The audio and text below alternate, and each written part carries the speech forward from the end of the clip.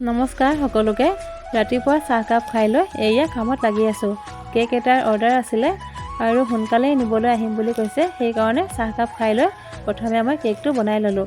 কেকটো কেনেকুৱা লাগিছে মোক কমেণ্ট কৰি জনাবচোন দেই। কেকটো বনাই মেলি শেষ কৰি ৰাতিপুৱা ভাত সাজ বনাই ল'লোঁ।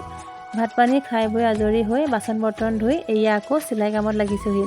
ব্লাউজটো আকৌ আজি দিবই লাগিব।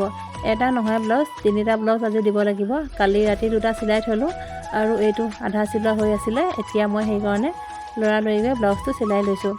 দেখিছেনে, প্ৰথমে মই ব্লাউজৰ চিধা ছাইডত এনেকৈ চিলনি এটা মাৰি লৈছোঁ আৰু তাৰ পাছতহে মই ভিতৰৰ ছাইডে চিলাই দিম। ব্লাউজটো চিলাওঁতে সদায় আৰ্মহোলটো মিলাই চিলাব দেই, তেতিয়াহে ব্লাউজটো পিন্ধিবলৈ ভাল পাব।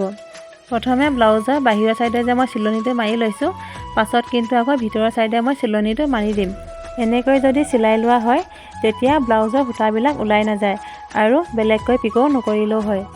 বেছিভাগ কাম মই ৰাতিয়ে কৰিবলগীয়া হয়, দিনত কৰিবলৈ আচলতে ল'ৰাটোৰ পৰা সুবিধা নহয়। মাহঁতে ধৰি দিয়ে বাৰু, তেতিয়া কৰিবলগীয়াখিনি কৰি লওঁ, কিন্তু সেইখিনি সময়তে মই গোটেইখিনি কাম শেষ কৰিব নোৱাৰোঁ, সেইকাৰণে ৰাতিও কৰিবলগীয়া হয়। ব্লাউজটো চিলাই মোৰ হৈয়ে গ'ল আৰু এতিয়া দেখিছেনে, মই পিঠিৰ পাতলিটো মই হাতেৰে চিলালোঁ আৰু আগফালৰটো মই মেচিনত চিলালোঁ।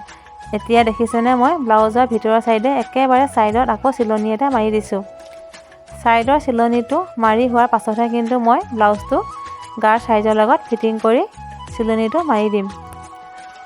ব্লাউজটো চিলাই আধা আধি হৈয়ে গ'ল বাৰু। দেখিছেনে, একেবাৰে ছাইডত মই চিলনিটো মাৰিলোঁ। এইফালে এইটো ব্লাউজো চিলাই হৈয়ে গ'ল আৰু এটা চিলাবলৈ আছেই নহয়, ঘৰলৈও যাবলগীয়া হ'ল, সেইকাৰণে মেচিনটো লগতে লৈ আহিলোঁ। এতিয়া ঘৰত আহি চিলাই আছোঁহি। দেখিছেনে, উপায় নাই আৰু, কামৰ প্ৰেছাৰ যে ইমানেই হৈছে, মেচিনটো যেন এৰিবই নোৱাৰিম।